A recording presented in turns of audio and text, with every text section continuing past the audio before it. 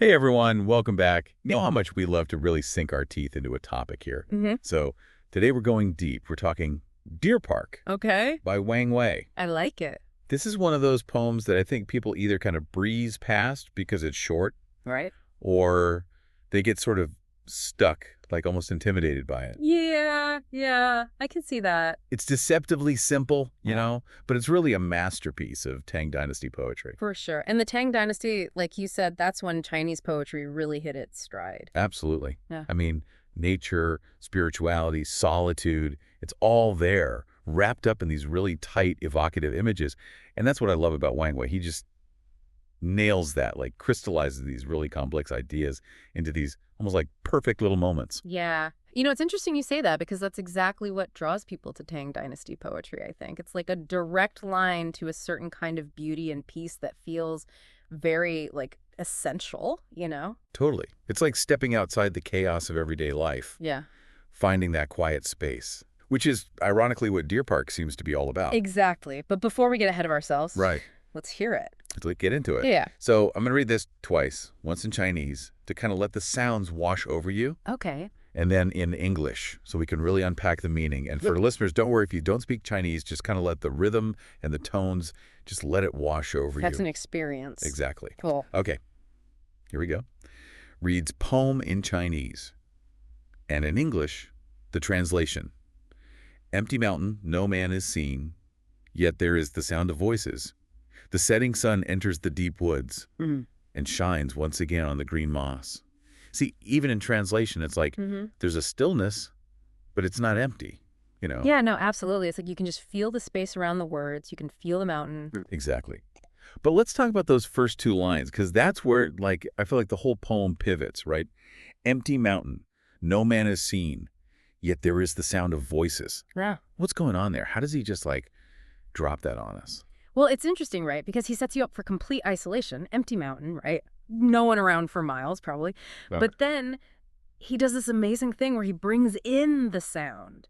And not just any sound, human voices.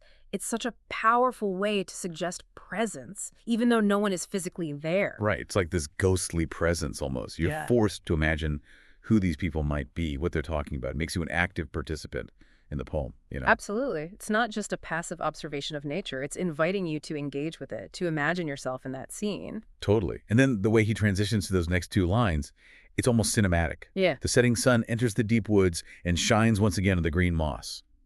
Like the way that light is described, it's almost like a character in itself. Oh, definitely. It's so important to remember that for Wang Wei, and really for a lot of Tang Dynasty poets, nature wasn't just a pretty backdrop. It was alive. It was powerful. Yes. It was this force that could evoke such deep emotion.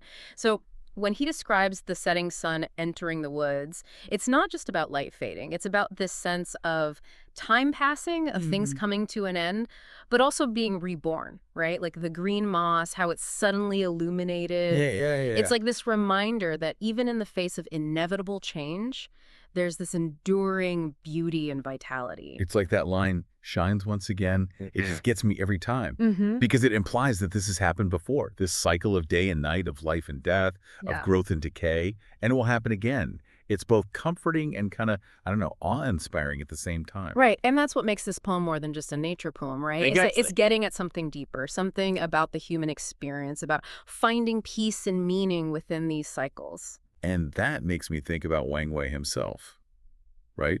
Because he wasn't just a poet. He was a devout Buddhist. And we know Buddhism was a major influence on Tang Dynasty art and literature. So how does his faith, his personal beliefs, how did those come through in this poem, do you think? Oh, that's a great question. And honestly, you can't separate the two. Wang Wei's Buddhism is woven into the very fabric of his poetry, and especially in Deer Park. The themes of impermanence, of finding peace within, of connecting with something larger than oneself, those are all central to Buddhist teaching. Right. It's like he's inviting us to approach the poem, and maybe even life itself, with that same sense of mindfulness and quiet observation that you might find in meditation. Exactly. And one of the most interesting things about Deer Park is that it never actually mentions deer. Right. It's like the title is almost misleading in a way. It's almost like a Zen koan, those riddles they use to provoke thought. Some scholars believe this was intentional, that the absence of the deer highlights the importance of finding peace and meaning even in the absence of tangible things. It's about appreciating the empty spaces, the quiet moments, the things we often overlook. That's so powerful. And it's so relevant, even today, centuries later, we're constantly bombarded with information, with noise, with distractions.